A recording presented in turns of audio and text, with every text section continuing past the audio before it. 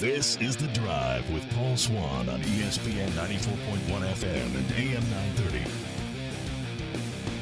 Welcome back to the Wednesday, May 3rd edition, The Drive on ESPN 94.1 and AM 930.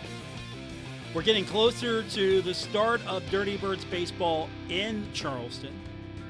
And to get us updated on everything we need to know about how the Dirty Birds have been doing so far and what you can expect when the home opener takes place is Director of Marketing. I got to come up with a fun short name because her full title is Manager of Marketing, Entertainment, and Media Relations. She is Eden Douglas. We got to shorten that title, Eden. We need to work on that. I know. And it comes with a lot of responsibility, too. It's like, okay, in lieu of pay, we'll just add another title to your title. Yeah, I feel like I have 3 job titles, but I also do a million other things mixed in with those 3. So I do a little bit of baseball ops, I do a little bit of stadium ops, and we're going to keep with those 3, but I'll leave it as I do a lot of other things, too. All right. Eden Douglas, Director of Marketing is what I'm calling her this hour, and we're getting closer. We're getting closer to the home opener on May 9th. This has not been this has not been an easy trip to this date because you're not just sitting back in an empty stadium waiting for baseball to begin. Go-Mart Ballpark has been host to a lot of events. You got high school baseball going on right now. Yeah, the Mountain State Athletic Conference tournament's going on, but I mean, on top of that, we've had Banana Ball 2 weeks ago. We've had all of West Virginia Tech home games. We've hosted all of those. We have hosted majority of Marshall home games.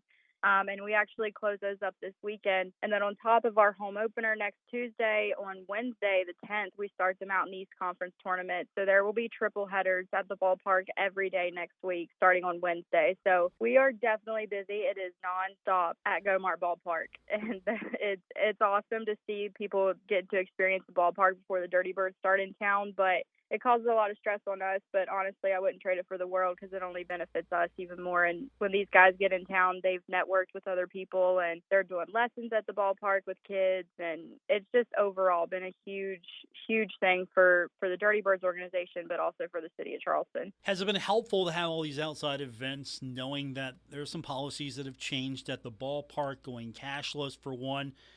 Have you found that everything's starting to run smooth, so if someone's coming up for their first Dirty Birds game of the year, that they're going to have no problem?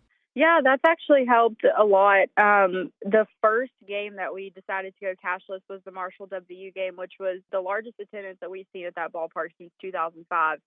Over 5,000 people there, and it was absolutely crazy. And everyone was worried about the cashless, but we needed to start it at a big event like that, so we were 100% prepared for the Dirty Birds games. But honestly, we haven't ran into any issues. We have a new business manager who is absolutely the best. His name is Ben Blum, and he has been on top of everything, making sure all the internet access is open, making sure everyone needs to have what they have. And we haven't ran into any issues with all these extra events, and our staff is definitely on top of it. Our front office is all hands on deck all the time, and we are definitely prepared and are excited to get these guys back home and in town after a 10-day road trip. Oh, I'm sure they're ready to go. And staying with all the events that have been happening at the ballpark, have you found it really easy with different groups coming in? For example, with the high school game, maybe somebody didn't know that the ballpark was cashless. So you've got stuff in place that if someone, maybe not listening to this show, but someone comes up for a ball game, they maybe run into this for the first time. You've got ways to help them out. Oh, yeah, for sure. We constantly keep people updated on our social media because there's plenty of questions. People message our website all the time, so we're always open to communication. And then there are also signs posted all over the ballpark to let you know what we accept and what we don't accept. And then there's the option to get a cash card. So if you say that I'm not going to use my debit card and I want to only pay with cash, that's totally fine. You bring us your cash and we will hand you a Dirty Birds cash card, which is basically a gift card. And that card is yours to keep as long as you want, and you can reload money on it with us, or you can redeem the balance off of it and we'll give you your cash back. So that's also another option we have, which is really great because there are a lot of people who don't want to pay with a debit card or a credit card or with Apple Pay. So we are giving them the option to use that cash card, which is definitely beneficial. Dirty Birds opening up the season at home. It's going to be sooner than you think. It's May 9th. Joining us on the program, Director of Marketing for the Dirty Birds, Eden Douglas. And how the team look on the start of the road trip. They won their opening day game 5-3. How you feel about the team so far as they've progressed on the road? You know, we actually have only played 2 games. So we had a 3-game series in Staten Island starting on April 28th, and the weather was not our friend that weekend. So we played opening night on April 28th and won 5-3, and the guys looked really good. Our pitching is pretty well staffed, and then our infielders are solid, outfielders are solid. Billy Horn, our manager, has done an incredible job with recruiting these guys. We've got 6 guys who have MLB experience, which is definitely awesome, and a lot of well-known names. And so we've only played 1 game. We played another game last night, so we've only played 2 games total so far. This is supposed to be our 5th game tonight, but will actually only be our 3rd against High Point. We did not perform so well last night against High Point, but we're looking to come out on top tonight for sure. Okay, I know the rule usually is we don't talk about the losses on the show, so we don't talk about the losses. Yeah, let's not talk about it, and last night was not great, so I don't really want to talk about it. Okay, hey, opening day, 5-3 win. Yes. 3-game series against the Rockers in High Point, and then you're heading to Southern Maryland. Not you, but the team's heading to Southern Maryland. 3-game series after the Rockers, finally coming back home for the 9th. The weather's going to look good, right? We've already consulted Spencer Atkins at Channel 13. The weather's good, right? Good. I hope so. For some reason, it feels like it always rains on our home opener, and I am praying that it does not rain this year because we've got a lot to look forward to. Yeah, let's talk about that. Half-price beer, that's always a favorite. Buy one, get one hot dog on Tuesday, along with baseball bingo for maybe the uninitiated. We need to explain baseball bingo again and how that keeps a lot of people into the game well past maybe the 3rd, 4th, 5th inning. Yeah, so we have every Tuesday is baseball bingo, and that is presented by AARP of West Virginia. It's a little different. It's a little fun. I like playing it, even though I don't really have the time to. I like doing it because it keeps me involved in the game. But any scenario you can think of that happens on the field, that is a bingo. So if there's a line drive to the third baseman and he catches it, that's considered a fly out. So then we would announce bingo alert, and you would mark it on your card. And every person that enters the gates gets a bingo card, a bingo key, and a bingo marker so they can keep track.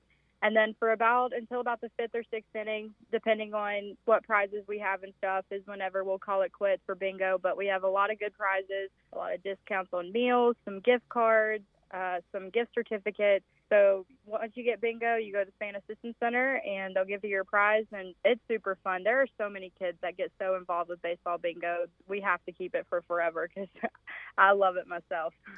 You know, back in the olden days, people would just keep a stat book. Yeah, they still do. There are still people that come and keep their own book. So we're talking about the Toastman, right? He keeps his own book while he's cooking up the toast, right? Is he still doing that? He kind of does, but honestly, that is one of the hardest working men I have ever met because he is the Toastman, but he also works full time for us during the day doing sales and corporate sponsorships and stuff. And then whenever our season starts, he is in that office until 2 and 3 o'clock in the morning, gathering stats from the game, preparing what he's going to talk to these guys the next day. And so he does a little bit in game. He keeps notes, but majority of it happens after the game. Okay, so he keeps his book after the fact. But it's good to see that that's almost a lost art, that people maybe not keeping their own book. So maybe baseball bingo will open up a whole new world for these younger kids once they get a little older. Maybe they'll want to keep their own book. You'll have, of course, I'm sure, if you don't already, Dirty Birds branded baseball books. If that's a new idea, I want a piece of that. That's a good idea, and I'll have to keep that in mind, but we don't have those yet. Okay. I'm throwing stuff out there. That's what I did last year. That's a good idea. Yeah, I threw out a lot of ideas. I don't know if any of them got used, but I kept throwing out ideas all season long last year. So you've got the home opener, as we mentioned, May 9th with a 6:35 first pitch at Go-Mart Ballpark. And you've got some other things that are happening. I think this is going to be really exciting for maybe some of those old-time fans maybe, or at least some fans who go back a little bit. Thursday, the Charlies will make their 2023 debut. The team's going to wear Charlies jerseys. How special is that already leading up to the actual day, which isn't even here yet? Yeah, so we've been playing as the Charlies since 2021. We take a Thursday. Thursdays is our primary days that we play as the Charlies, and we take those just to appreciate the history of baseball in Charleston, and especially because so many fans love that name and they love that logo.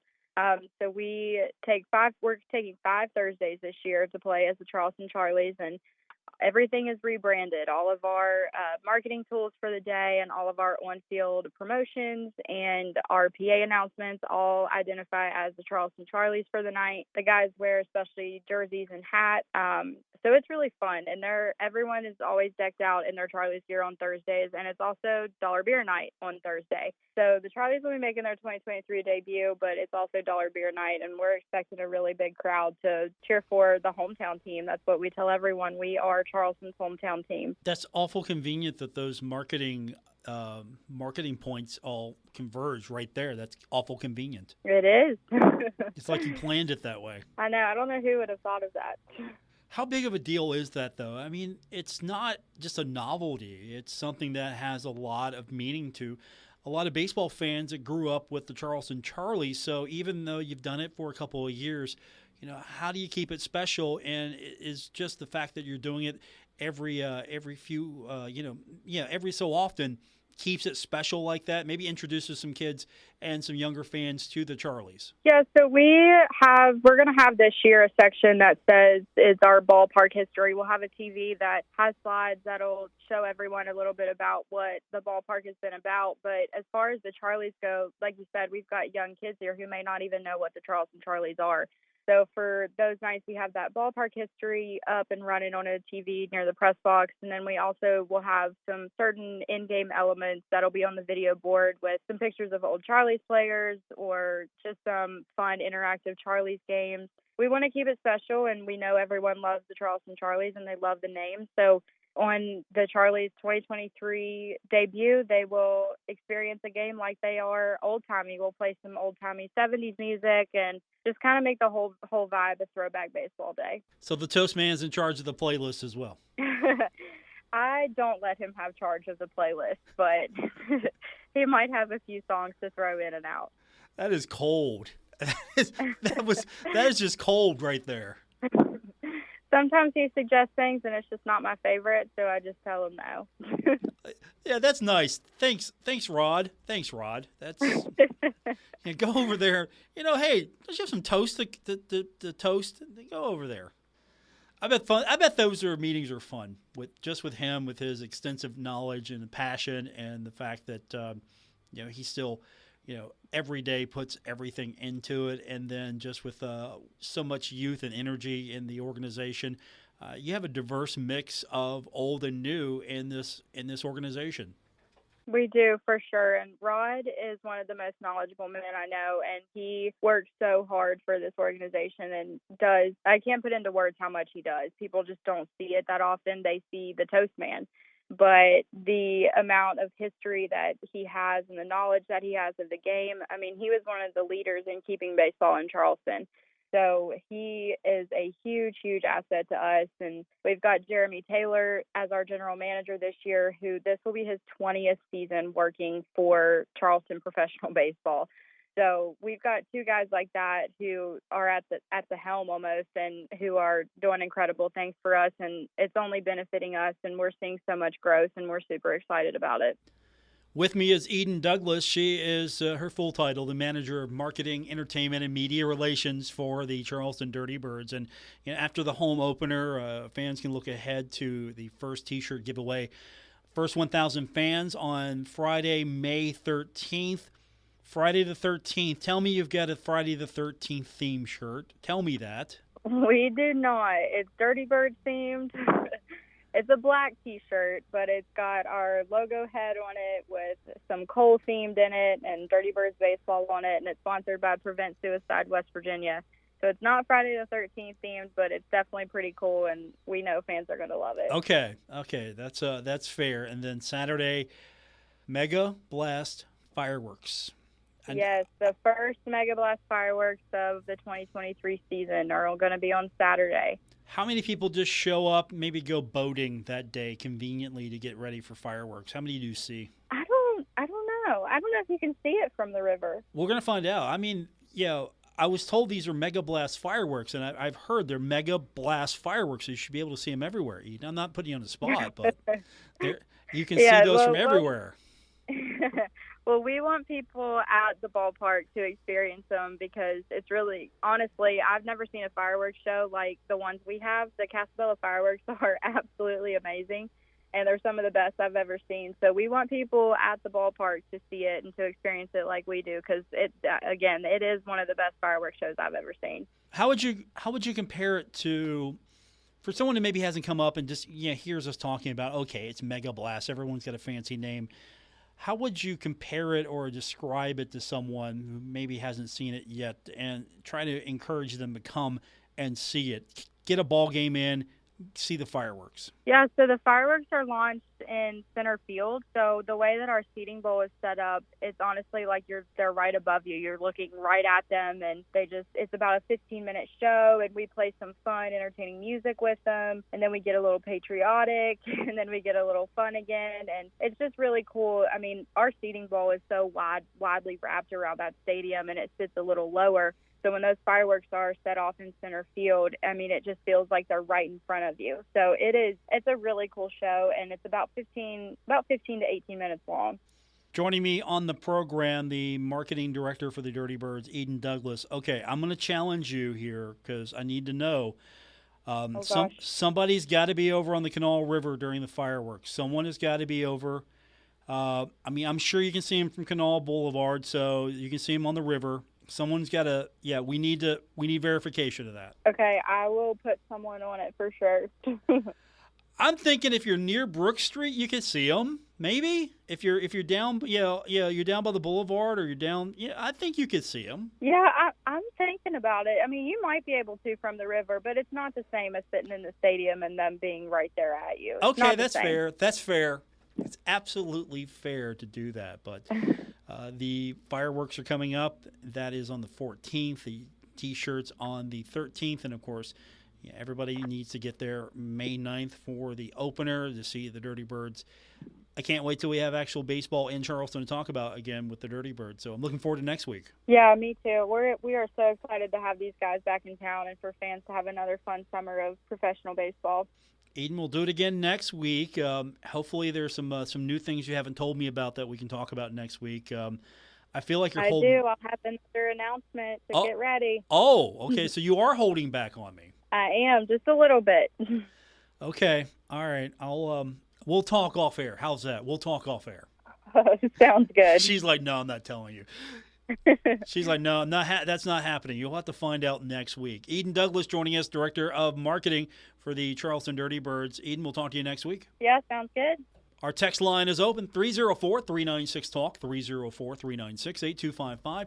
More coming up on this edition of The Drive, ESPN 94.1 and AM 930.